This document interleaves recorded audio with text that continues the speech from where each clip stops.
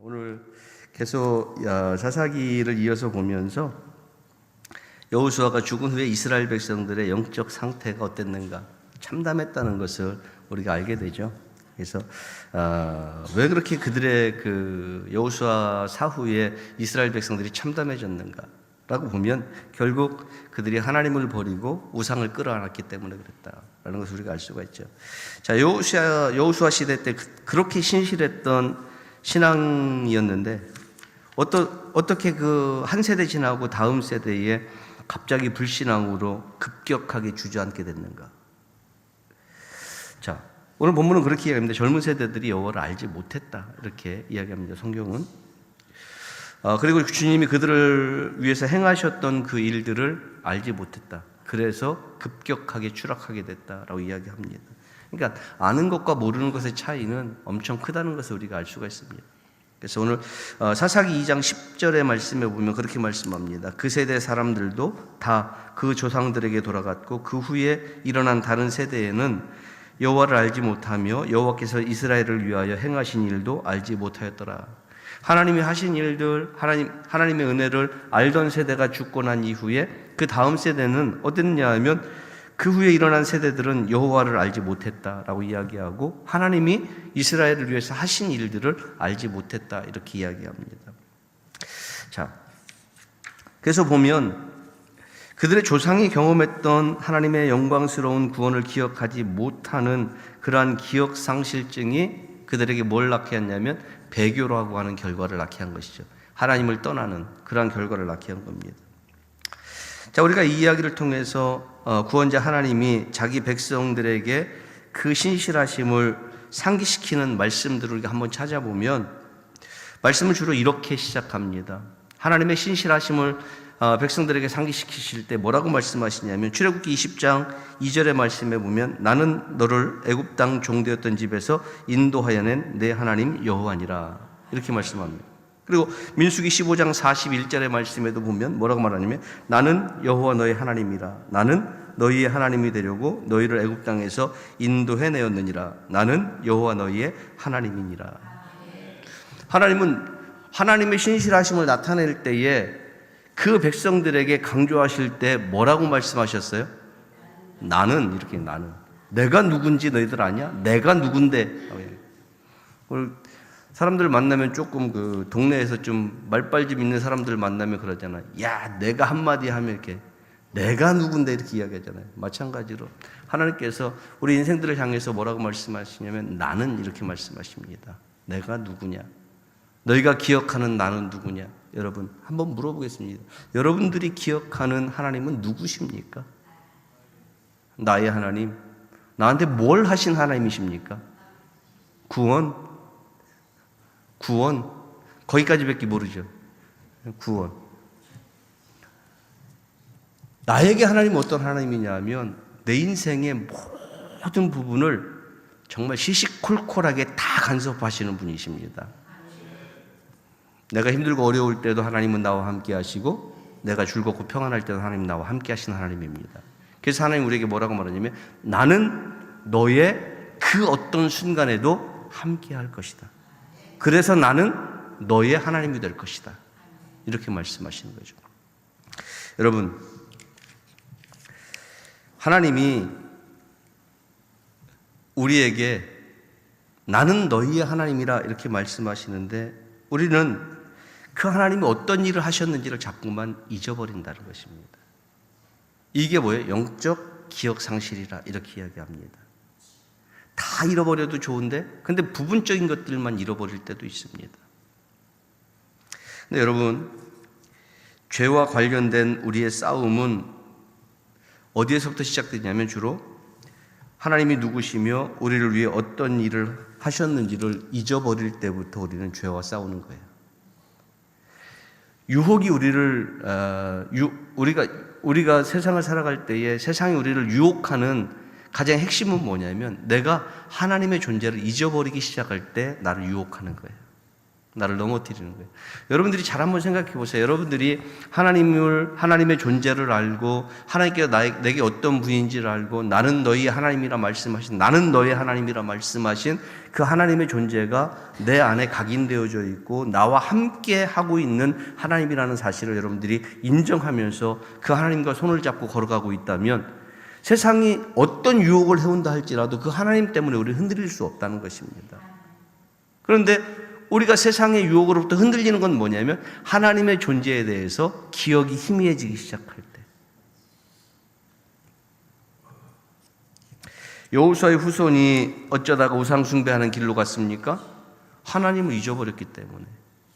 하나님을 모르고 하나님이 어떤 분이신지를 잊어버렸기 때문에.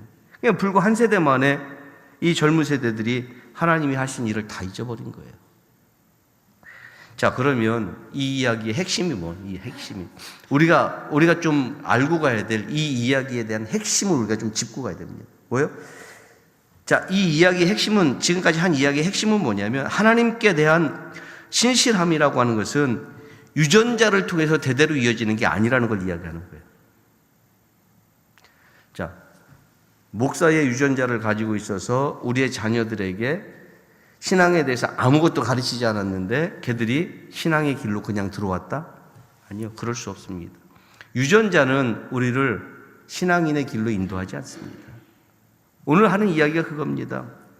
하나님께 대한 신실함은 유전자를 통해서 이어지는 것이 아니라 그 부모의 구원을 자식이 물려받을 수 없다.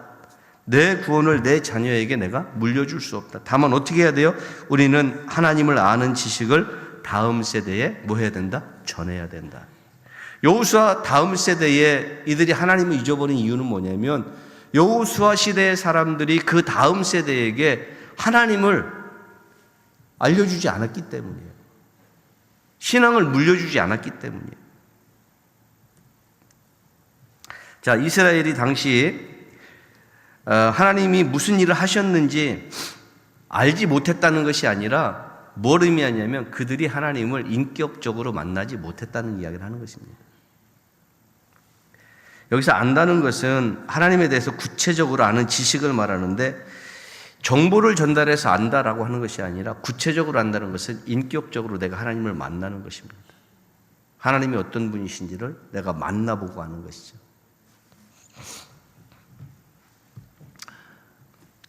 우리가 그 속담이 있잖아요. 백문이 불여일견이다. 100번 듣는 것보다 한 번 보는 게 낫다. 하나님은요, 정말 백문이 불여일견입니다. 여러분들이 설교를 100번 듣는 것보다 여러분들이 하나님을 한 번 만나는 게 중요합니다. 하나님을 인격적으로 한 번 만났을 때, 그때 하나님의 은혜가 어떤 것인지 여러분 알게 된다는 거예요. 신명기에 보면 모세가 이스라엘 백성에게 어떻게 당부했는지 우리가 볼 수가 있는데 모세는 율법을 다 이렇게 요약하고 나서 이렇게 이야기합니다. 신명기 6장 4절로 7절 말씀에 그렇게 말합니다. 이스라엘아 들으라. 우리 하나님 여호와는 오직 유일하신 여호와이시니 너는 마음을 다하고 뜻을 다하고 힘을 다하여 내 하나님 여호와를 사랑하라. 오늘 내가 내게 명령하는 이 말씀을 너는 마음에 새기고 내 자녀에게 부지런히 가르치며 집에 앉았을 때든지 길을 갈 때든지 누워있을 때든지 일어날 때든지 이 말씀을 강론할 것이며 이렇게 말합니다. 여러분, 모세는 그렇게 이야기합니다. 여호와는 오직 유일한 하나님이라. 그 유일하신 하나님은 어떻게 해야 되느냐? 오늘 여기 말씀해 보니까 마음을 다하고 뜻을 다하고 힘을 다해서 그 하나님을 사랑해야 된다. 그리고 이 말씀, 오늘 내게 명하는 이 말씀을 너는 마음에 새기고 내 자녀에게 부지런히 가르치고 집에 앉았을 때든지 길을 갈 때든지 누워있을 때든지 일어날 때든지 이 말씀을 강론하라. 이렇게. 그러니까 하나님에 대해서는 마음을 다하고 뜻을 다하고 힘을 다해서 하나님을 사랑해야 되지만 자녀들에 대해서는 뭐예요? 하나님 주신 말씀을 언제든지 끊임없이 하나님의 말씀을 강론함으로 말미암아서 우리의 자녀들이 하나님을 알게 해야 된다는 것입니다. 자, 이스라엘은 먼저 하나님을 사랑하고 자녀들을 가르치도록 부름받았다는 사실을 모세가 정확하게 지적해 주고 있습니다. 오늘 이 시대에 하나님의 백성된 우리들, 성도된 우리들은 어떻게 부름받았냐? 하나님을 사랑하도록 부름받았습니다. 그리고 어떻게 부름받았습니까? 우리의 자녀들에게 하나님을 가르치도록 부름받았습니다. 이 사실을 여러분들이 기억하시면서 모세의 이야기라고만 치부하지 말고요, 모세가 다음 세대들을 위해서 우리에게 전해준 말씀입니다. 이 말씀을 여러분들이 기억하면서 여러분들이 하나님을 사랑할 때는 힘을 다해서 하나님을 사랑하시고, 마음을 다하고 뜻을 다해서 하나님을 사랑하시고, 여러분들의 자녀를 대할 때는 하나님의 말씀으로 그들이 깨달을 수 있도록 사랑으로 그들을 대할 수 있는 여러분들이 될 수 있기를 주님의 이름으로 간절히 축원합니다. 그래서 주님의 약속을 잊어버리면 주님과 상관없는 결정들을 항상 내리게 되는 것입니다. 우리가 하나님의 말씀을 놓쳐버리고 하나님의 은혜를 놓쳐버리고 하나님의 말씀을 잊어버리잖아요. 그러면 하나님과 상관없는 결정을 항상 내리게 되는 거예요. 우리가 그리스도인이라고 말은 하지만 하나님하고 상관없는 이야기들을 하게 되고 하나님하고 상관없는 결정들을 내리게 됩니다. 사사기 2장 11절의 말씀에 오늘 뭐라고 말합니까? 이스라엘 자손이 여호와의 목전에 악을 행하여 바알들을 섬기며, 이렇게 이야기합니다. 악을 행하여 바알들을 섬겼다. 왜 바알들을 섬겼습니까? 왜 악을 행했습니까? 하나님을 잊어버렸기 때문에. 주님의 약속을 잊어버렸기 때문입니다. 무엇이 옳고 무엇이 그른지, 무엇이 선이고 무엇이 악인지 우리가 아니라 하나님이 결정하시는 것인데 우리는 우리가 결정을 하려고 한다는 것입니다. 여러분, 혹시 죄가 명함을 가지고 있다면 어떤 명함을 가지고 있을까요? 여러분들의 명함은 여러분들의 이름이 적혀져 있고 여러분들의 프로필이 나와 있고 여러분들이 어떤 직분을 가지고 있는지가 쭉 나와 있죠. 그러면 죄가 우리에게 다가와서 명함을 딱 내민다면 그 명함에는 뭐라고 적혀 있을까요? 저는 그렇게 생각합니다. 그 명함에는 하나님보다 더 잘 아는 자, 하나님보다 더 많이 아는 자, 이렇게 적혀 있을 거예요. 왜 그랬을까요? 왜 그런 명함을 죄가 그런 명함을 가질 수밖에 없을까요? 유혹하려면 우리가 믿는 하나님보다 자기가 우월하다는 것을 나타내야 되니까. 그래야 유혹할 수 있잖아요. 그러니까 아마 죄라고 하는 것이 명함을 가지고 다닌다면 그 명함을 우리가 받았을 때 하나님보다 우월한 자, 이렇게 그런 명함을 아마 받게 될 거라는 것이죠. 이 이야기는 뭘 의미하는 거냐면 여러분들이 세상을 살아가면서 이 땅에서 여러분들이 하나님을 믿고 하나님을 섬기는데 하나님보다 더 우선시 되어지는 것들이 있다면 그것이 죄라는 것입니다. 하나님보다 더 우월해 보이는 것, 내가 하나님을 믿는데 하나님보다 더 나아 보이는 것, 내가 하나님을 믿고 있는데 하나님보다, 내가 생각할 때 하나님보다 앞서 있는 것, 내가 더 소중하게 여기는 것, 이런 것들이 뭐예요? 하나님보다 더 우월하게 생각되는 거잖아요. 죄는 그런 이름을 가지고 그런 명함을 가지고 우리에게 다가올 거라는 거예요.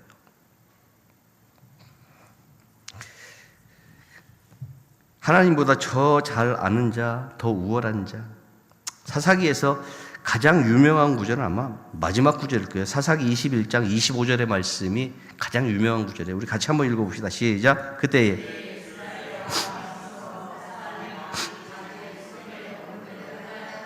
아멘. 자, 여기에 무슨 말씀이 핵심이에요? 아니죠. 각기 자기의 소견에 옳은 대로 행하였더라죠.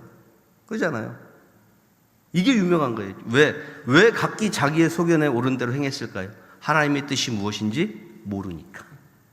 하나님이 우리에게 무엇을 말씀하시는지 모르니까. 자기 소견에 옳은 대로 사는 것입니다. 그러니까 이른바 뭐예요? 나 자립했어. 나 자립한 백성이야. 라고 생각하면서 각자 자기가 생각한 대로 우상을 찾아 떠나는 거예요.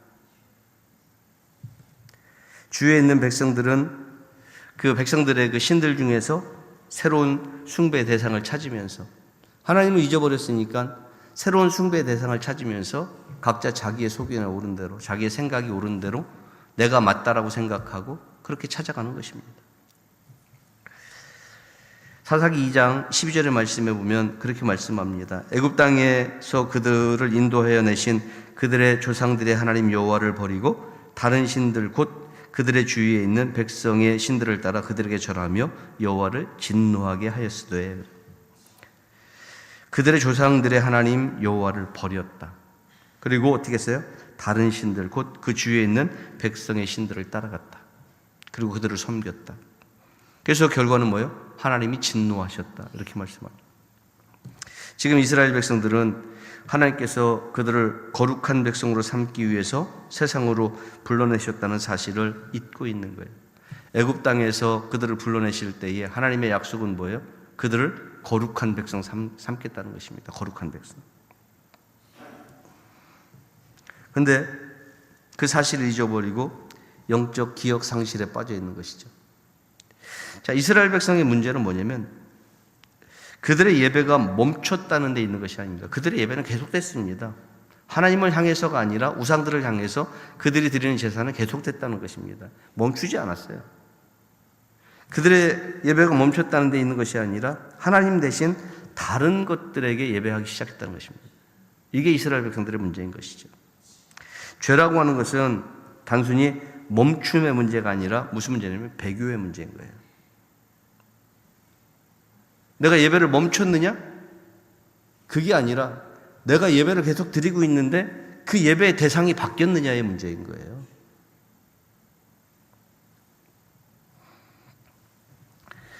하나님을 떠나서 우상에게로 예배 대상을 옮겼다는 거, 이게 이스라엘 백성들의 문제인 것이죠. 죄는 본질적으로 예배의 문제입니다. 여러분, 우리가 오늘 낮에도 이야기했지만 오늘 내가 드리고 있는 이 예배가 어떤 예배이냐? 본질적으로 하나님을 중심으로 하나님을 향한 힘을 다하고 뜻을 다해서 하나님을 향해서 드려지는 예배이냐? 아니면 지금도 온갖 근심과 걱정 속에서 하나님보다 세상의 근심이 앞서 있고 내가 지금 이 예배 빨리 끝나고 와서 뭘 해야 될 것인가에 대한 고민이 먼저 앞서 있는 거예요. 오늘 여러분들의 예배가 세상 근심과 걱정으로 흐려지는 예배가 아니라 하나님을 향해서 마음을 다하고 뜻을 다하고 힘을 다해서 온전하게 드려지는 예배가 되기를 주님의 이름으로 간절히 축원합니다. 그래서 죄라고 하는 것은 단순히 멈춤의 문제가 아니라 무슨 문제예요? 배교의 문제라는 것이죠. 그러니까 예배는 계속 드리고 있는데 대상이 옮겨갔느냐라고 하는 것의 문제인 것이죠. 이스라엘이 예배한 대상이 누구냐? 13절의 말씀에 보니까 곧 그들이 여호와를 버리고 바알과 아스타롯을 섬겼으므로 이렇게 바알과 아스타롯. 묘하게 오늘 낮 예배 때 하고 많이 이어지고 있는 그러한 이야기인데 우리가 잘 아는 것처럼 가나안 사람들은 바알을 풍요의 신 그리고 아스타롯을 바알의 그 배우자로서 아스타롯인데 성과 전쟁의 신 이렇게 알고 있습니다. 그래서 농작물이 잘 자라고 가족이 다산의 축복을 누릴 수 있는 것은 바알과 아스타롯이 관계를 맺어야 된다라고 이렇게 이야기하는 것이죠. 그래서 신전에 있는 그 창기들이 신전에 있었던 이유는 뭐냐면 이런 관계들을 유지하기 위해서 이런 자극들을 통해서 그들이 가지고 있는 이방인들의 그 우상을 섬기는 그러한 그 제사를 합리화시키기 위해서 그렇게 있었던 것입니다. 하나님의 백성이 이런 우상에 빠졌다는 사실조차가 놀랍습니다. 어떻게 이런 일들이 일어날 수 있는가라고 하는 것에 대한 고민도 있습니다. 그런데 이 문제는 어디부터 시작되냐면 하나님의 말씀을 어기는 데서부터 시작됩니다. 하나님께서 이스라엘 백성들에게 가나안 땅에 들어가면 어떻게 하라고 했어요? 우상의 문화를 완전히 멀리하고 그들을 완전히 단절시키라. 그들을 다 진멸하라. 이렇게 말씀하셨는데 그렇게 하지 않았다는 것이죠. 그러니까 우상의 문화를 완전히 멸하지 않고 일부분을 남겨놓고 수용한 데서부터 시작되는 것입니다. 여러분, 오늘 우리가 기억해야 될 것은 뭐냐면 하나님의 은혜가 우리에게 임합니다. 은혜가 우리로부터 멀어지는 것이 아니라 은혜가 임하는데 중요한 것은 우리가 그 은혜를 받으면서도 세상적으로 뭔가 여지를 남겨놓고 뭔가 세상에 한 발을 담궈놓고 있다면 그 자체가 우리가 무너질 수 있는 길을 열어놓는 것입니다. 신앙의 무너짐이 거기서부터 시작된다는 것이죠. 이스라엘 백성들이 그렇게 무너졌기 때문에 그렇습니다. 약속의 땅을 차지하고 가나안 족속을 몰아내라고 명령하셨는데 그 명령에 온전히 순종하지 않았기 때문에 일어난 문제라는 것입니다. 그래서 시편 106편 34절로 36절의 말씀에 보면 그렇게 말씀하죠. 34절 말씀 그렇게 이야기합니다. 그들은 여호와께서 멸하라고 말씀하신 그 이방 민족을 멸하지 아니하고 35절에 그 이방 나라들과 섞여서 그들의 행위를 배우며 36절에 그들의 우상을 섬김으로 그것들이 그들에게 올무가 되었도다. 시편 기자는 그렇게 이야기합니다. 뭐라고요? 이방 민족을 멸하라고 했던 것은 하나님의 명령이었는데 그렇게 하지 않았어요. 그런데 그들과 섞이면 안 된다라고 말했는데 하나님은 섞이면 안 된다고 했는데 섞여서 그들의 행위를 배웠다고 말해요. 그래서 그것이 어떻게 됐어요? 그들의 우상이 그들에게 뭐가 됐어요? 올무가 됐다.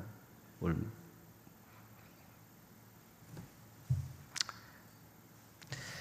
우상에 빠진 이스라엘 백성들을 보면서 참 기가 막히고 코가 차죠. 그래서 우리는 뭐라고 이야기하냐면 어떻게 저렇게 바보스러울 수가 있을까? 하나님은 아는데 라고 이야기하는데 한 발짝만 멀리 물러서서 여러분들이 우리 자신의 모습을 한번 보시기 바랍니다. 우리의 모습을 보면 그 당시 이스라엘 백성들과 우리의 모습이 좀 많이 닮아 있다라고 생각되지 않는가? 닮아 있을 수 있습니다. 심지어 아직 정복되지 않은 약속의 땅에 사는 거주민들과 다를 것 없이 살고 있는 나 자신을 발견할 수도 있다는 것입니다. 나도 모르게 죄를 품고 살아가고 있다. 이런 모습들을 우리가 생각해 보면 결국 우리가 거룩함을 이루기 위해서 하나님과의 관계가 돈독해야 되는데 게을러서 우리의 게으름으로 인해서 하나님과의 관계가 단절되는 것입니다. 그러면 우리가 빠지기 쉬운 것이 뭐냐면 종교 혼합주의죠. 이 게으름이 종교 혼합주의를 만들어내고 있습니다. 세상과 뒤섞여서 우리의 구별됨을 잃어버리게 되는 것이죠. 하나님께 우리를 세상으로부터 구별해서 우리를 불러주셨는데 우리는 그 구별을 잃어버리는 것이에요. 그러면 결국 뭐예요? 섞여서 사는 자가 되고 마는 것이라는 거죠. 여러분, 하나님께서 우리를 세상과 구별해서 부르셨다? 무슨 의미입니까, 여러분? 나는 구별된 백성이야. 오늘 이걸 여러분들이 정리해 드리겠습니다. 나는 구별된 백성이야. 그러면 세상에서 여러분들 다른 존재가 되라고 말씀하시는 거 아니잖아요. 분명히 아셔야 됩니다. 세상에 있는 사람과 우리는 똑같습니다. 다른 존재가 아닙니다. 같은 존재들입니다. 우리는 세상에서 같은 존재로 살아가지만 어떻게 살라? 구별됐다는 것은 다르게 살라는 이야기를 하는 것입니다. 세상 속에서 사람으로서 같은 존재로서의 역할을 감당하고 세상 속에서 하나의 세상의 일원으로 살아갑니다. 그런데 우리는 거기에서 어떻게 살아야 돼요? 다르게 살아요. 다르게 산다는 게 뭐예요? 구별되게 살라는 것이죠. 다르게 산다는 것은 결국 뭐냐면 우리의 거룩함이 세상에 영향력을 줄 수 있게 살라는 거예요. 여러분, 우리가 정말 진심으로 하나님을 사랑하고 정말 우리의 마음과 뜻과 정성을 다해서 여호와를 사랑하는 마음이 있다면 우리는 어떻게 살아야 되냐면 우리의 거룩함이 세상에 선한 영향력을 미치게 살아야 되는 것입니다. 오늘 우리는 하나님의 전적인 은혜 속에서도 은혜 속에 인도함을 받았으면서도 우상을 섬긴 이스라엘을 우리는 반면 교사로 삼아서 하나님이 우리를 세상에 보내신 거룩한 이유, 우리를 거룩하게 하신 그 이유를 여러분들이 다시 한번 생각해보고 세상에서 다른 존재가 아니라 다른 삶을 통해서 하나님의 거룩함을 세상에 비추어낼 수 있는 그러한 여러분들이 되시기를 주님의 이름으로 간절히 축원합니다. 기도하겠습니다. 거룩하신 아버지 하나님, 은혜를 감사합니다. 우리 이 시대에 하나님께서 세상에 우리를 구별하여 세우신 하나님의 존재들인 줄로 믿습니다. 하나님, 다른 존재가 아니라 삶이 다른 자임을 주여 우리가 돌아보게 하시고 세상에 우리의 거룩함으로 세상에 선한 영향력을 주는 귀한 삶을 살게 하나님 인도하여 주시옵소서. 감사를 드립니다. 예수님 이름으로 기도하옵나이다. 아멘.